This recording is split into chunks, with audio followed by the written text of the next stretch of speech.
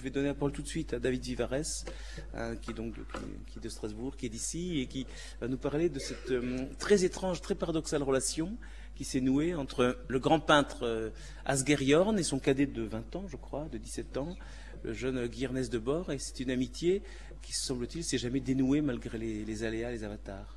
Merci Jacob, c'était une belle synthèse effectivement des discussions qu'on pourra avoir aujourd'hui.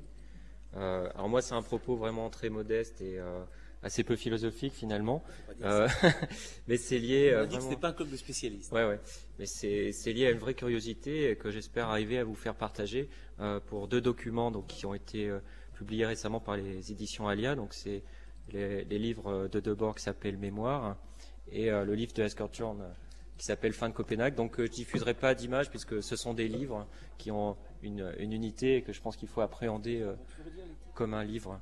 Oui, donc, mais je vais le redire dans mon exposé, mais donc Guy Debord est conseiller technique pour le détournement dans le livre de Asger Jorn qui s'appelle Fin de Copenhague.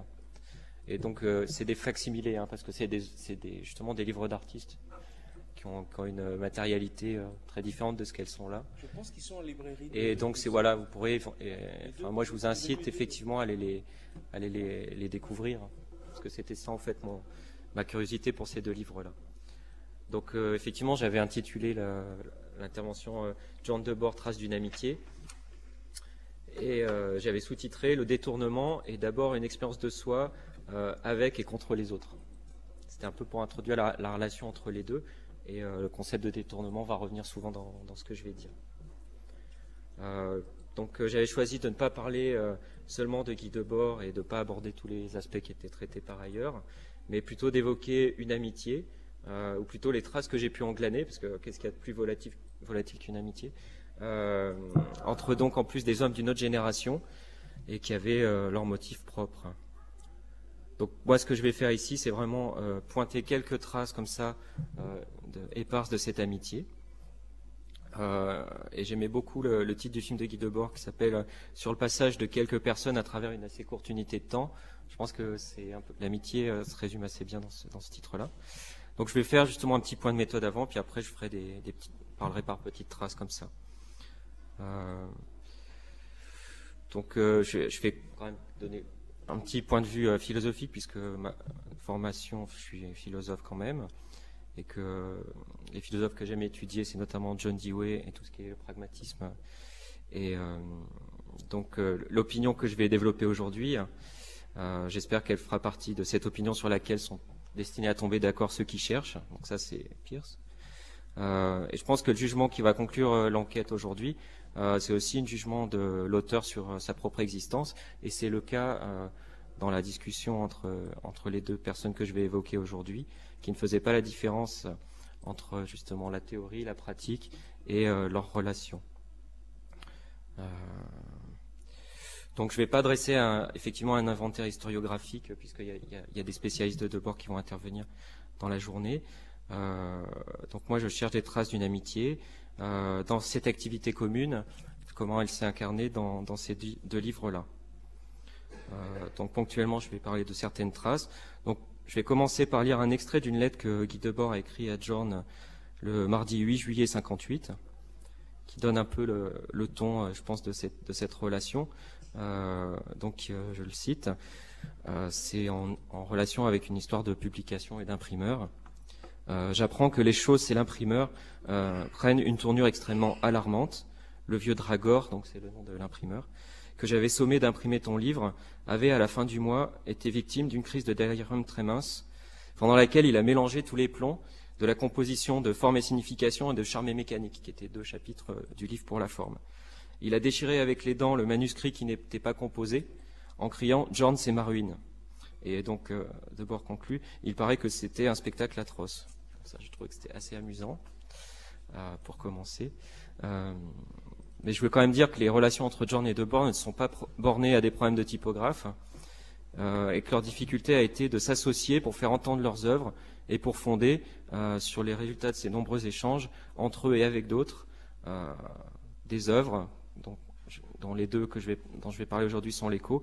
Et ces œuvres sont des moyens pour un changement plus global, à mon sens, dans la façon même dont les artistes qui partageaient leurs désirs pouvaient être entendus et avoir l'ambition, comme il l'avait, d'influer sur un moment historique. Alors, il est significatif pour moi que leur alliance objective soit celle de deux personnes qui sont des fédérateurs, des personnes qui ont cherché à relier, à structurer et à diffuser une parole et une idéologie qui s'appuyaient à la fois sur une vision personnelle et historique de l'art.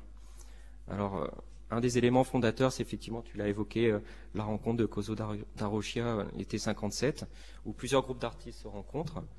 Donc l'Internationale lettriste, le mouvement pour le Bauhaus imaginiste, qui en fait avait déjà fait 3 travaux à cet endroit-là, à l'instigation donc de Björn, et puis donc Ralph Romney avec son comité psychogéographique. Donc évidemment, dans ce contexte-là, les deux hommes ne sont pas seuls, et puis c'est, comme c'est dit dans une des anecdotes, encore un moment où ils ont beaucoup bu pendant une semaine, mais ils jouent une part importante dans l'émergence de ce mouvement commun, pour essayer de forger une pensée du monde qui soit cohérente et radicale, et qui donne par la suite la publication donc de la revue internationale situationniste. Et c'est vrai que cette pensée, elle se définit en grande partie par opposition, hein, comme on l'a beaucoup dit hier. C'est pour ça que je disais, le détournement, c'est penser avec les autres, ça peut être aussi penser contre les autres. Donc on a parlé, pour rester dans le plan artistique, du reniement des aînés et des personnes qui les ont influencés en ce qui concerne les lettristes, donc Isou, le maître, les surréalistes, les dadaïstes, et puis aussi sur le plan idéologique, la relation complexe avec Henri Lefebvre qui a été abordée hier, et puis tant d'autres relations qui ont été toujours marquées du sceau de la controverse et de la discussion. Je pense que la table ronde d'hier avait au moins ça de révélateur, qu'il n'y avait pas beaucoup d'accords sur la façon dont ça avait bien pu se passer. Ouais. Donc à cette période-là, effectivement, il y a eu des guerres intestines, et je pense que c'est un des traits saillants de ce mouvement, enfin de tous les mouvements d'avant-garde, mais singulièrement de celui-là. Debord et Björn ont participé à ce mouvement. Alors je ne pense pas que ça soit aussi simple que ça de dire quelqu'un qui exclut les autres ou un mandarin qui purge, etc. Je pense que c'est des relations humaines dans ces mouvements-là. Et donc ce que je pense, c'est que il y a une intransigeance qui est très forte, qui, à mon avis, est alliée à la violence que leur renvoyait le monde culturel à leur égard. Et tout ça, en fait, fournit des ingrédients pour cette machine à exclure que deviendra par la suite l'internationale situationniste quand elle devient une sorte de mouvement politique. Et c'est vrai que quand on regarde la revue, il y a des centaines d'invectives, je crois qu'il y en a plus de 500, et c'est un des traits saillants de ce mouvement qui rappelle beaucoup les surréalistes de ce point de vue-là, c'est-à-dire... je me souviens, enfin là c'est pas dans la conférence, mais je me souviens que les surréalistes avaient fait une liste de ce qu'il fallait lire et ne pas lire, de manière oppositive. Et c'est vrai que c'est quelque chose, un trait qu'on retrouve dans cette revue. Et donc voilà, ça c'est un petit peu l'introduction. Pour ce qui est de cette amitié qui m'a intéressé, je pense que dans le contexte très tendu et intransigeant qu'il y avait entre tous les participants de ce mouvement, il y a beaucoup des idées d'Asger Björn qu'il a défendues pendant sa participation à la revue, donc qui était très courte, de la fondation à 61. Qui sont présentes aussi, qu'on retrouve sous une autre forme dans l'œuvre théorique de Debord. Donc si on regarde par exemple le texte qui est titré La fin de l'économie et la réalisation de l'art, qui est dans l'Internationale situationniste dans le premier numéro, la relecture de la définition de Marx de la marchandise conduit à un appel du dépassement. Alors à la fois de cette définition, que c'est pas strictement la définition de Marx, et aussi de la réalité qu'elle décrit, en proposant que l'art, alors là donc c'est Björn, en proposant que l'art, compris comme valeur progressive, valorisation de l'homme lui-même, s'oppose à la valeur utilitaire. Alors là c'est donc Björn qui dit ça. La monnaie est l'œuvre d'art transformée en chiffres. Le communisme réalisé sera l'œuvre d'art transformée en totalité de la vie quotidienne.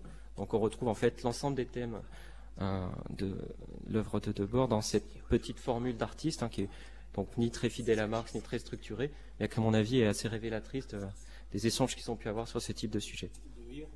Ouais. C'est page 128 dans la réédition Artem Fire.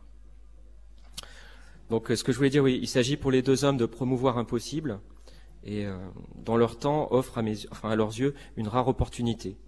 Proposer un contre-modèle de l'activité, donc ça a été bien dit hier, en menant une critique construite de la répartition des valeurs, de la valeur du travail dans la société de leur temps, avec comme urgence la réalisation d'une vie individuelle.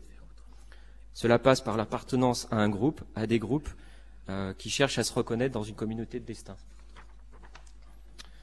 Donc sur cette amitié maintenant, donc comme tu le disais Jacob, c'est une amitié qui a perduré, qui est un fait rarissime au-delà de la démission de Zorn de l'international situationniste. Donc il démissionne en avril 61 pour plusieurs raisons, mais principalement parce qu'il devenait impossible, face à un nombre de dénonciations, de continuer à être un peintre et de vendre ses tableaux. Au sein de ce groupe qui comme on le disait tout à l'heure, fonctionnait plutôt sur un régime de purge. Et ce qui est intéressant, c'est que autant Debord a pu être intransigeant, et comme on l'a vu hier avec les personnes du groupe de Strasbourg, autant avec Zorn, cette séparation est assez débonnaire.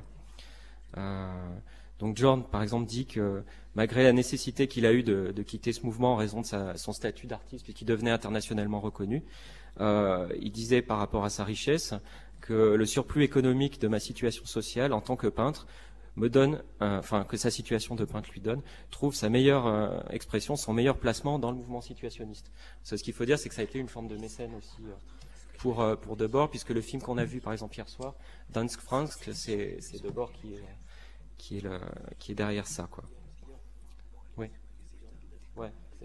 Ah, pardon, ouais. Ouais, parce que c'est français, danois. Voilà, et donc aussi derrière la revue. Et c'est un propos donc de Jacqueline de Jong qui dit de Zorn qu'il était donc il a aussi intervenu dans la revue sous des pseudonymes après son départ. Et pour elle, je trouvais que cette expression était intéressante. Elle parlait de lui comme l'homme souterrain de l'international situationniste. Donc effectivement, même après le moment dont tu as parlé, où les artistes sont mis dehors et continuent à être présents, à écrire et à intervenir. Notamment un texte sur la pataphysique qu'il a fait plus tard, qui est le dernier sous son nom dans la revue. Alors un autre aspect de cette amitié pour moi, c'est justement cette estime intellectuelle entre les deux hommes, donc il s'illustre de nombreuses manières. Alors il y a beaucoup de traces de ça, mais il y a le texte de Zorn qui est intitulé Debord et le problème du maudit, qui est en fait une défense de Debord sur justement l'accusation de mégalomanie, etc. Et il conclut, alors il connaît très bien le caractère mythographe de Debord, mais être mythographe, c'est pas forcément être mythomane ou mégalomane. Il dit, peut-être a-t-il choisi plus ou moins les difficultés de cette vie en faisant tout ce qu'il faut pour casser sans arrêt toutes ses possibilités de célébrité. Peut-être pour rester libre dans les jeux actuellement possibles. C'est vrai qu'à cette époque-là, c'était pas du tout... parce que la question qui a été dans le débat hier, comment les jeunes d'aujourd'hui voient Debord, moi je l'ai trouvé un petit peu bizarre, puisque... Enfin bon, c'était un point de discussion, mais qui moi m'a étonné. Alors, il y a d'autres traces effectivement de cette partie, de cet échange. Il y a notamment toujours dans la revue internationale situationniste, dans le volume 2, un texte qui est intitulé « Ce que sont les amis de Cobra et ce qu'ils représentent ». En fait, le but de ce texte, c'est de bien faire la différence entre Zorn en tant qu'artiste et les personnes qui ont fait partie du même mouvement que lui et qui veulent lui recréer un nouveau Cobra, un Cobra 2, là vraiment plus tellement dans la... Enfin, c'est ce que dit le texte dans l'international, plus tellement pour être un lieu d'expérimentation, mais un lieu de vente de tableaux, quoi. Et donc, ils font bien la distinction entre Zorn et les autres qui relancent le mouvement Cobra à ce moment-là. Alors, il y a un autre élément qui est important, et je pense que peut-être Céline en parlera, parce que c'est un des endroits où il y a des attestations des présences des tableaux de Debord. C'est sur la question, un petit chapitre que je voulais dire sur la question nucléaire et le détournement. C'est un des thèmes sur lesquels ils ont réfléchi en fait en 62, c'est la question du nucléaire. Donc ils ont eu un projet commun de création d'une revue qui serait appelée Mutant, dont on a juste le tract d'intention, donc qui était un projet qui tenait à cœur à Zorn, mais Debord était aussi associé. Et ce souci commun, il s'est illustré dans la manifestation qui a eu lieu au Danemark, qui s'appelle donc Destruction de RSG 6 en juin 63. Et qui révélait le plan et la fonction de ce RSG 6, qui était l'abri anti-atomique du gouvernement britannique. Donc il y avait une reconstitution de ça. Donc c'était à mi-chemin entre une exposition artistique et puis un acte politique. Et donc les tableaux de Debord, apparemment, ceux qui étaient nommés directives comme dépassement de l'art et réalisation de la philosophie, dont Céline parlera longuement tout à l'heure, étaient présents dans ce moment-là. Et moi, je trouvais que c'était intéressant, qu'il y avait aussi toujours une espèce d'ironie et d'échange entre ces deux hommes, au pays donc d'Elsener, de montrer ces tableaux-là. qui était aussi le pays de Jorn, donc en 63. Et puis, moi, je trouve quand même que le peu qu'on a pu voir des tableaux de Debord, il y a ce que moi j'appelle, dans ma tradition philosophique, des ressemblances de famille entre ces tableaux-là, et puis certaines toiles de Jorn qui sont des détournements, comme par exemple un tableau qui s'appelle L'avant-garde meurt et ne se rend pas, qui est un tableau trouvé, c'est-à-dire il achetait des tableaux dans les marchés aux puces et puis il repeignait par-dessus. Et c'est aussi ironique puisqu'il a peint une moustache sur une femme avec un joli sourire, donc ça rappelle aussi des choses dans une petite allusion encore plus ironique à Duchamp. Mais donc l'utilisation des toiles de peinture comme un support à un slogan aussi, qui est d'une certaine façon une des critiques un peu superficielles qu'on peut faire aux œuvres de Debord plastiques. C'est une des autres traces, à mon avis, de leur communauté d'esprit, puisque Jorn a fait beaucoup de sérigraphie, de lithographie en mai 68, dont une que je trouve assez drôle, avec des fautes d'orthographe volontaires, qui s'appelle « Vive la révolution passionnée avec un seul N », de l'intelligence créative avec un seul L, et qui est quelque chose comme ça de manuscrit un petit par brut. Donc si j'en viens maintenant un petit peu à parler aussi de cet échange de publications, puisque j'ai parlé tout à l'heure du rôle qu'a joué Debord dans la publication donc pour la forme. Pour la forme, il y a une reproduction de The Naked City, qui est donc une illustration, cette espèce de carte de l'hypothèse des plaques tournantes en psychogéographie faite par Debord. Donc il y a eu ce dépliant, c'est-à-dire Debord a fait comme un plan de Paris, en format IGN, comme ça, avec des découpages pour illustrer la dérive, etc. Et c'est aussi Jorn, qui était derrière la réalisation matérielle de cet objet. Donc c'est pour les personnes qui ne connaissent pas, c'est une carte pliable, donc avec des fragments de Paris qui sont reliés par des flèches. Ces flèches qui illustrent donc des tendances spontanées d'orientation, c'est donc la dérive, etc. Les tendances spontanées d'orientation d'un sujet qui traverse un milieu sans tenir compte des changements pratiques. Donc il sort de la logique la logique binaire du travail et de la distraction, qui normalement conditionne sa conduite. Donc en fait, pour moi, toute cette histoire de l'errance, etc., il y a une continuité avec les réflexions de Jorn sur la façon dont il approche le concept d'expérience, qui est un peu moi le concept qui m'intéresse bien. Et donc pour la forme, il reprend à son compte, il cite John Dewey, mais bon, ça n'a absolument rien à voir. La citation qu'il fait, c'est une citation d'artiste, justement. Il se reconnaît quand même un certain nombre de choses chez John Dewey. Donc cette notion d'expérience qu'il a thématisée dans son livre. Donc quelques mots maintenant sur le détournement. Donc comme je disais, ce que je fais, c'est un petit peu un patchwork comme ça d'éléments pour cerner quelque chose de très volatile qui est l'amitié. Sur le détournement, il y a une part active dans l'élaboration du concept de détournement, dans la pratique picturale de Jorn, et la place que ce concept a pris dans l'idéologie, en fait. Parce que dans l'article donc de la revue internationale situationniste, on a l'impression que c'est un petit peu l'abstraction de ce que lui-même a pu dire dans ses fascicules antérieurs sur le détournement pictural. Donc, dans la revue, il y a une citation qui dit « La signature du mouvement, la trace de sa présence et de sa contestation dans la réalité culturelle d'aujourd'hui, puisque nous ne pouvons en aucun cas représenter un style commun, c'est d'abord l'emploi du détournement. » Donc, c'est clairement dit dans le premier numéro de la revue situationniste. Le détournement est un concept central. Donc, il est défini autour de deux lois fondamentales.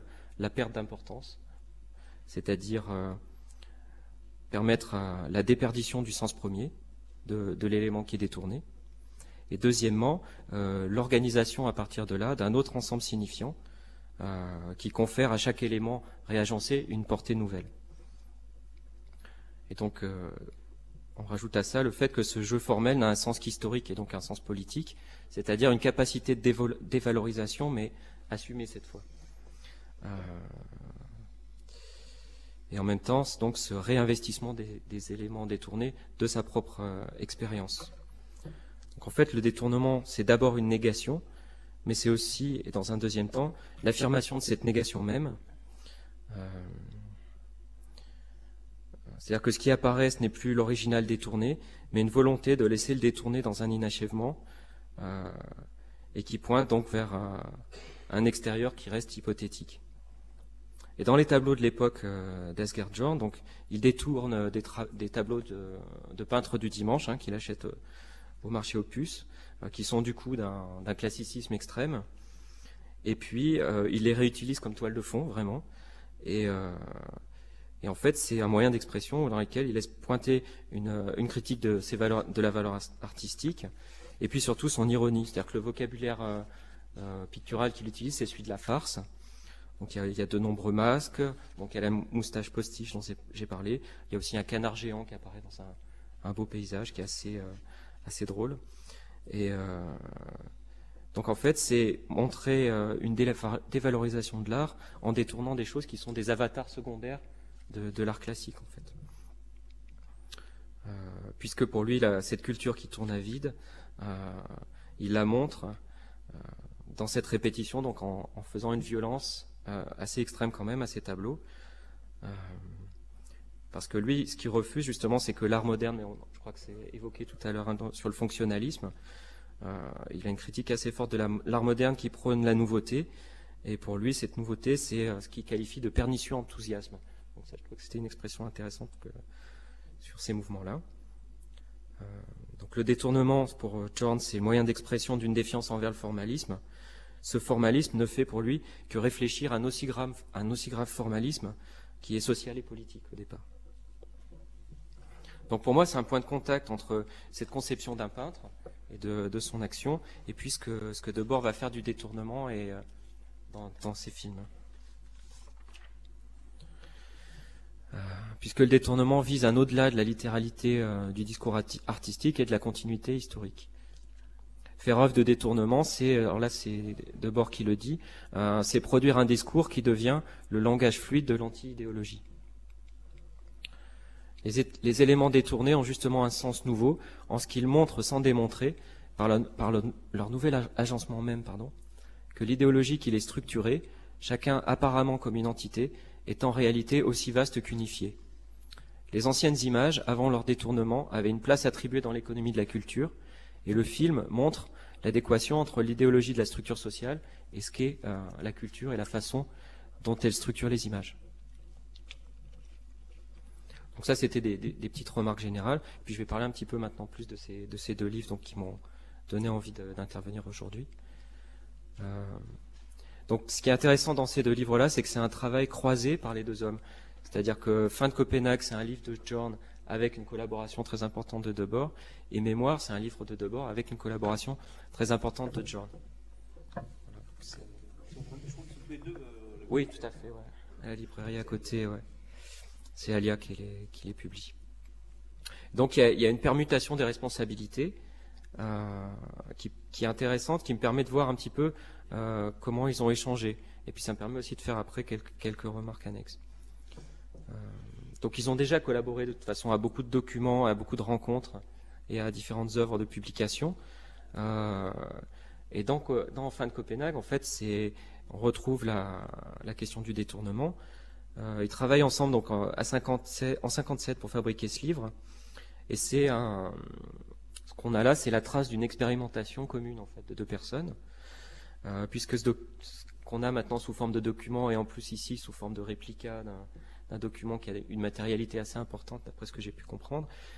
Donc cette expérience qui a été réalisée sur un temps très court, en 24 heures, qui a été tirée à peu près à 200 exemplaires.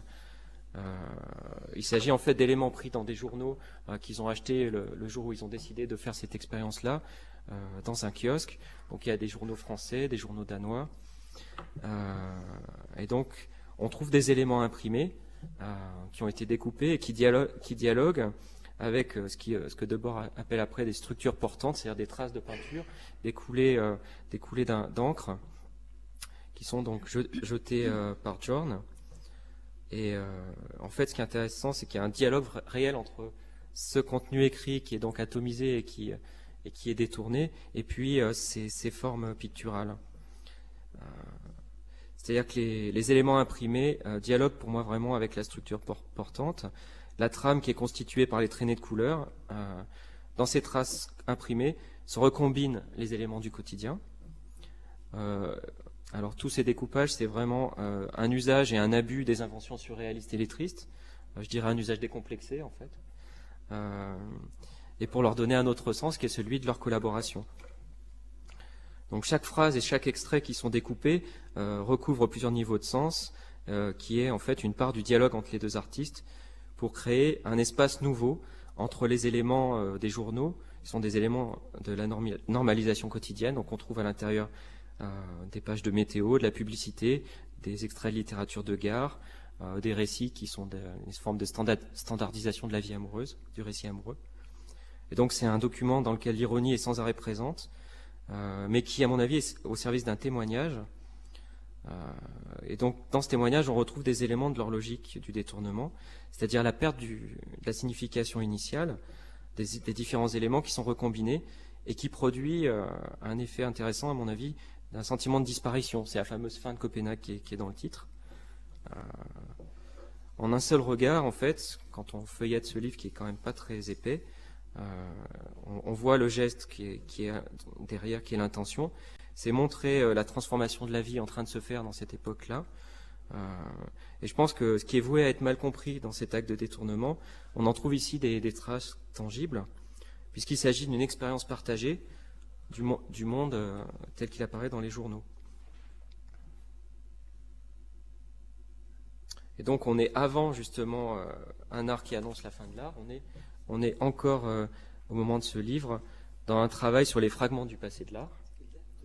Donc c'est 57. Donc je vais le dire un petit peu après, mais c'est juste avant justement la rencontre qui sera fondatrice.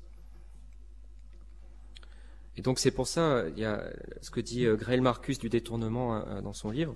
Il dit c'est l'arrachement des artefacts esthétiques à leur contexte et leur réintroduction dans l'héritage de chacun. Et je crois que ça s'applique pas forcément à tout ce qu'a pu faire Debord par ailleurs, mais sur cette collaboration-là, c'est intéressant. Et puis donc, il y a l'autre livre qui est intitulé Mémoire, qui est donc un livre de Debord auquel John a collaboré. Donc il y a à la fois un échange de responsabilité entre les deux hommes, mais il y a aussi un changement de contenu. Et je pense que c'est inséparable, en fait. La responsabilité et le contenu vont de pair, puisque dans Fin de Copenhague, comme je viens de le dire, les fragments qui étaient détournés, c'était des choses qui venaient des journaux. Et le but, c'était de montrer un réseau de signes et d'images qui sont, en fait, l'orientation qu'on retrouvera après de manière intellectuelle et écrite dans l'International Situationniste, dans la revue. C'est, par exemple, dans Fin de Copenhague, il y a une écriture de John qui est « Vive l'Algérie libre ». Donc ça évoque un petit peu un élément de la discussion qu'on avait hier. Et le numéro 10 de l'International Situationniste, où il y a une grande discussion de ce qu'est devenu l'Algérie après la Révolution. Et donc des thèmes comme ça apparaissent dans ce livre-là de manière juste ponctuelle, qu'on retrouve après développée. Donc sur cette page-là, on a cette phrase « Vive l'Algérie libre ». On y voit donc des soldats dessinés, enfin repris, avec un indigène, entre guillemets un indigène, parce qu'à cette époque-là c'était le terme, et je pense qu'il est suffisamment ironique pour l'employer, qui a les bras levés en forme de défense. Et puis il y a une phrase ironique qui va bien avec ce contexte-là, et ce que je veux dire de ce livre-là, et à quel point l'ironie était importante dans cette relation entre les deux hommes. La phrase dit « Beaucoup de militaires conseillent les djebels pour guérir rapidement la difficulté d'être ». Et donc voilà, c'est quelque chose que je trouvais assez savoureux, parce qu'on a tendance à oublier quand même que c'est des personnes qui s'amusaient beaucoup, bien que ça soit très sérieux sur le fond, mais on peut dire les choses sérieuses avec légèreté aussi. Donc je dirais cette citation-là, cette page-là, elle illustre bien pour moi le fait qu'ils sont sur un terrain commun. Le terrain commun, c'est ce livre, et qu'ils y résument sans avoir à la démontrer, leur vision politique des événements. Ils la montrent sans la démontrer. Et il y a une autre phrase, deux mots en fait, qui sont repris dans Fin de Copenhague. C'est culturel gegen offensive, donc offensive contre-culturelle, on pourrait dire comme ça. Et donc en fait, ce livre a une forme de anti-livre et plutôt un élément de l'instantané qu'ils ont partagé. Et donc le titre Fin de Copenhague, il y a un élément quand même autobiographique, parce que je vais venir après sur Mémoire, qui est en fait un livre autobiographique de Debord.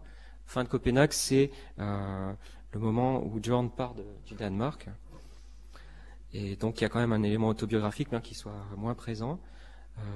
Et en fait, les villes qui apparaissent dans les dessins, il y a des noms de villes qui apparaissent. Ce sont les noms des villes qui ont été importantes pour John. Donc on voit Copenhague, Silkeborg, où il aura après beaucoup d'activités, et puis il y a une fondation qui se trouve là-bas. Aarhus et Kalvehalf, une autre ville où il a vécu. Et donc la différence entre les deux livres, c'est que dans Fin de Copenhague, les éléments biographiques qui sont présents dans le titre, hein, et à l'intérieur, ils sont intégrés dans ce manifeste laboratoire où on trouve encore des traces du surréalisme, du lettrisme, d'un jeu formel sur un livre d'artiste, un livre qu'on fabrique comme ça dans l'urgence, à deux, dans la collaboration instantanée. Alors que Mémoire, c'est autre chose. Mémoire, c'est pour moi l'apparition d'un autre espace et d'une autre collaboration entre les deux hommes. C'est un travail sur l'autobiographie de Debord. C'est un livre qu'il a gardé longtemps par devers lui. Je pense que c'est assez révélateur aussi. Parce que c'est un livre de l'intime, en fait. Alors, sur le plan formel, on peut penser qu'il y a une continuité matérielle dans le style entre les deux livres. Parce que effectivement, tout à l'heure j'ai parlé de la carte qu'ils avaient réalisée ensemble de Paris. Il y a des éléments géographiques, topologiques qu'on retrouve dans les deux éléments. Dans Fin de Copenhague, il y a des cartes du Danemark, il y a des cartes de météorologie. Et puis dans Mémoire, on retrouve les éléments des quartiers parisiens découpés de manière récurrente. Et il y a un autre thème aussi qui est présent, mais ça là c'est pour le coup c'est moi qui m'amuse un peu avec la mythologie du personnage. C'est celle des publicités pour l'alcool, puisque dans Fin de Copenhague on retrouve alors je crois que je les ai cités. Donc il y a la bière Tuborg, les whisky Grant, White Horse et Black and White. C'est pas tout à fait la même chose, hein, les trois. Et puis dans le livre Mémoire, il y a une pub pour la reprise d'une pub pour la bière Guinness. Donc c'est aussi un jeu entre les deux personnes, puisque ce que dit l'imprimeur, donc qui a eu beaucoup de mal avec eux au moment où ils ont réalisé Fin de Copenhague, c'est qu'ils avaient effectivement bien préparé aussi la journée de travail sur Fin de Copenhague de cette façon-là, on va dire. Donc je dirais le livre Fin de Copenhague, il avait une portée générale, c'est-à-dire que c'était comme je disais, un livre d'artiste, et puis on y trouvait des traces formelles de ce qu'avaient pu être les livres d'artistes précédents. Et Mémoire, c'est autre chose. C'est un autre type de récit, en fait. À proprement parler, pour moi, c'est une forme de biographie, plutôt d'un fragment de biographie. Alors, ce qui est intéressant, c'est qu'il utilise ce langage formel qu'ils ont mis en commun, comme ça, qu'ils ont inventé de manière rapide et un peu aléatoire dans un laboratoire qui a duré très peu de temps. Après, ça a été plus compliqué pour l'imprimer, mais sur la réalisation. Alors il le reprend à son compte. Alors ça va être toute la question de la réappropriation. Je pense que c'est un des éléments, je crois, qui est intéressant du passage d'un livre à l'autre, c'est qu'on voit la réappropriation par Debord de cette esthétique qui était celle de Fin de Copenhague. Alors oui, le langage qui était mis en commun devient le médium d'expression d'une autobiographie. Parce que ce dont il parle, et d'ailleurs les chapitres de Mémoire, ce sont des périodes très courtes, entre juin 52 et septembre 53. Donc la période lettriste sur laquelle il y a toute la mythographie, la mythologie, qui est un petit peu le roman de bord romantique, quoi, on va dire. Ce qu'on peut là aussi voir des traces dans le livre de Jean-Michel Mention, La Tribu, ou dans le roman les fragments là aussi recomposés du livre de Patrick Staram, Les bouteilles se couchent, sur des bribes de ce qu'a été cette période aussi. Donc je ne fais pas une étude comparative formelle, c'est pour ça que j'ai choisi de ne pas montrer les documents ici, parce que je ne fais pas de l'histoire de l'art stylistique en disant voilà, telle forme ici, telle forme là, telle page. Mais simplement, donc, vous invitez à aller les lire, et pour dire que ces structures portantes de Debord, qui étaient très structurantes dans Fin de Copenhague, elles refluent dans Mémoire. Donc ça, c'est assez intéressant. C'est-à-dire que les traits de couleur, ils sont toujours là, ils constituent le livre, mais ils sont là simplement, ils assurent le lien entre les fragments de texte. C'est-à-dire que Debord avait précomposé la maquette du livre, il avait fait ses découpages avec des éléments détournés de littérature, de grands auteurs. Bon, il y a le livre de données qui fait une approche de ça, qui va rechercher les références cachées dans les détournements. Voilà, ouais. Qui s'appelle donc Pour mémoire. C'est un livre très historiographique où il va rechercher après les références de Debord. Mais simplement, oui, le travail de John reflue en fait dans ce livre-là. Il devient, les masses de couleurs, en fait, elles sont plutôt là pour habiller, elles sont un vecteur, elles assurent en fait la connexion entre les fragments de texte. Donc c'est vraiment une différence importante de la répartition du travail, je dirais, entre les deux, et de la façon dont le dialogue aussi entre les deux hommes s'instaure. C'est-à-dire que ce sont des vecteurs, ils assurent cette connexion, ils jouent un peu le rôle d'une trame pour faire rejaillir un motif qui est celui de la mémoire.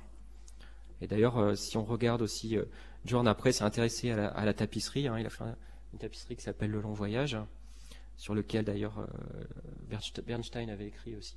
Et c'est dans sa pratique artistique, ce thème-là de la trame, c'est quelque chose d'important. C'est-à-dire qu'il détournait tout à l'heure, je disais, les tableaux trouvés. Il y a toujours sa définition de la forme, il y a les deux éléments. Donc ce que dit Boris Donnet, c'est qu'effectivement, il y a des textes détournés qui servent de matériaux.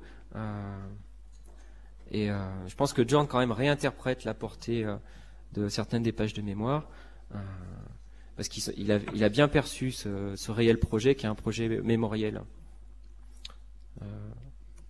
Alors, ce qui est intéressant, c'est que c'est un écheveau de fragments détournés au départ, hein, comme je le disais, avant que John intervienne. Et donc, c'est vrai que... Alors, il y a ce fragment intéressant de Debord où il donne la méthodologie, en fait, de la façon dont John doit intervenir. C'est-à-dire que dans le premier livre, c'était une collaboration. Là, c'est une forme de commande. Ouais, c'est-à-dire qu'il y a ce fragment où il dit après l'expérience de fin de Copenhague, je réunis un très grand nombre d'éléments pour cette nouvelle construction du récit dont je t'ai déjà parlé. Je te demanderai des lignes colorées d'une assez grande complexité qui devront former donc la structure portante, comme on dit en architecture. Et donc si Per Milde, l'imprimeur, est prêt pour un choc beaucoup plus fort, tout va bien. Parce qu'effectivement, là, ils vont le mettre à contribution, mais c'est une commande, quoi, disons.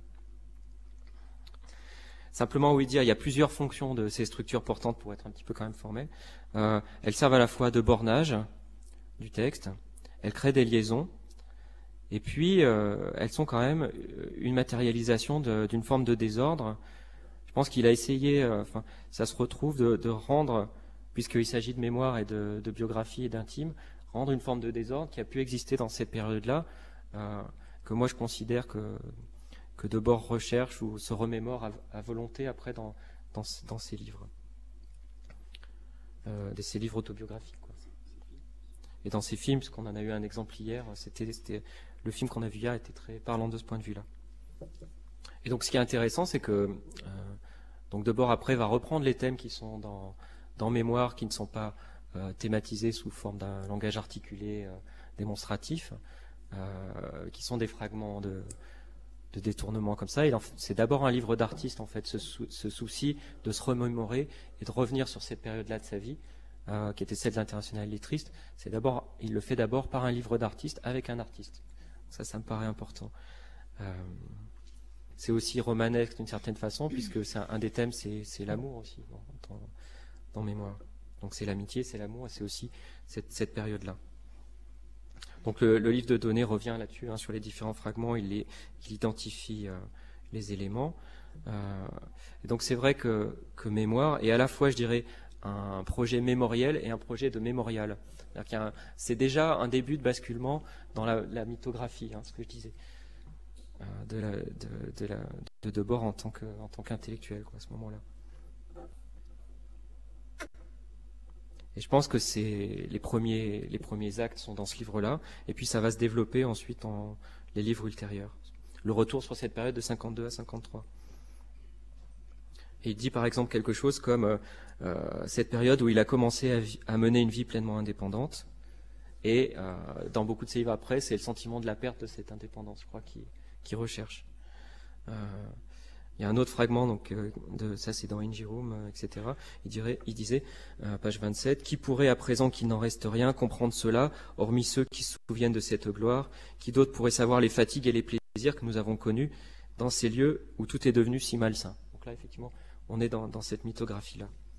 Donc je dis c'est une mythologie personnelle de l'auteur, c'est un art mémoriel, et Mémoire, donc qui est un livre d'art, un livre d'artiste, et un prélude à ce penchant-là, je dirais, de Debord.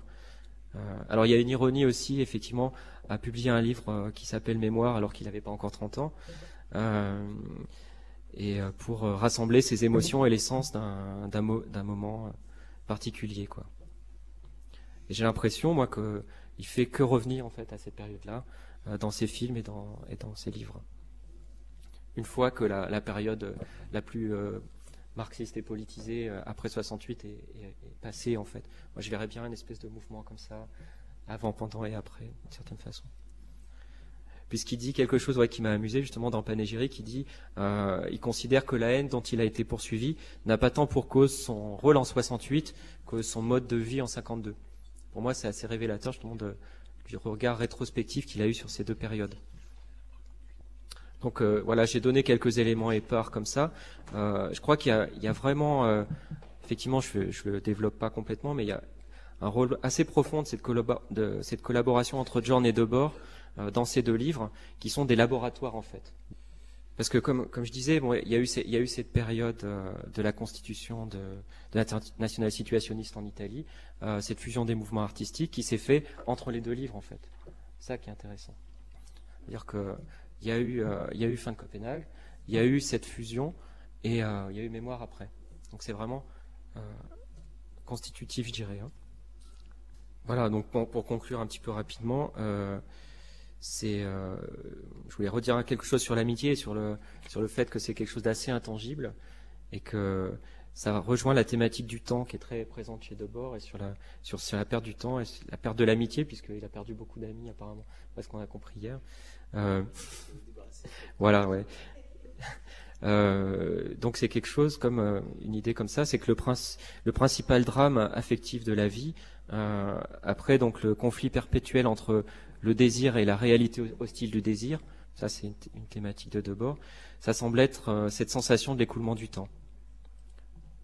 Donc si l'attitude situationniste consiste à miser sur la fuite du temps, c'est pour faire le pari de gagner toujours sur le changement.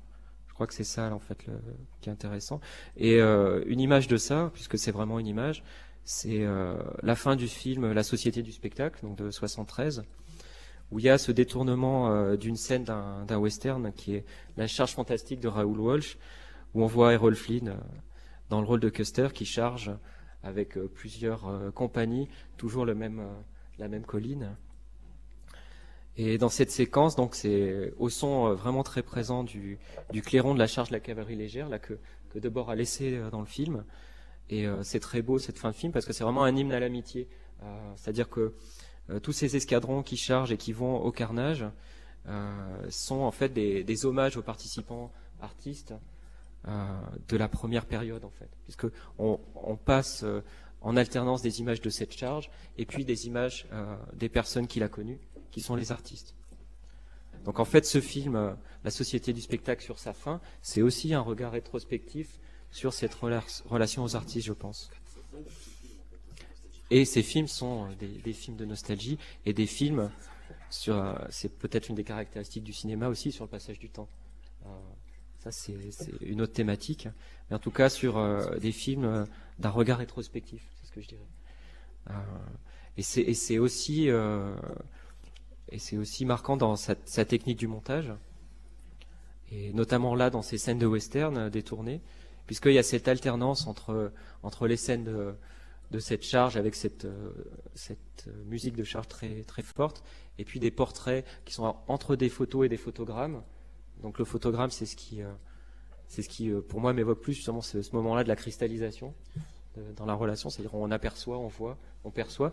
On voyait hier dans le film ça aussi, la façon dont les jeunes femmes ou les personnes sont filmées, c'est comme une apparition, c'est-à-dire qu'il utilise cette capacité du cinéma à faire apparaître un visage, à matérialiser un visage. Bon, ça c'est des thématiques philosophiques différentes, mais je pense que la fin de ce film m'a marqué aussi pour ça. C'est-à-dire que cette charge, c'est forcément un élan. Ça renvoie aussi à la thématique politique de ce qu'ont voulu faire les situationnistes contre l'art d'avant, justement. Mais c'est aussi très empreint de nostalgie. Et ce que ça montre, justement, c'est cette nostalgie vers ce moment. Donc il y a eu plusieurs moments de communauté, de direction, de regard, en fait, dans la vie de Debord et dans ce qu'il a partagé avec Asger Jorn. Et je pense que cette nostalgie un petit peu, je la rassemble dans une citation pour finir. Il dit voilà donc ce que nous avons fait lorsque, sortis de la nuit, nous avons pour une fois de plus déployé l'étendard de la bonne vieille cause, entre guillemets, donc les guillemets sont importants, et avancé sous le canon du temps. Donc dans cette citation-là, moi c'est l'écho à cette dernière image de ce film, La Société du spectacle, et de cet effort qui était un effort partagé malgré tout. Voilà.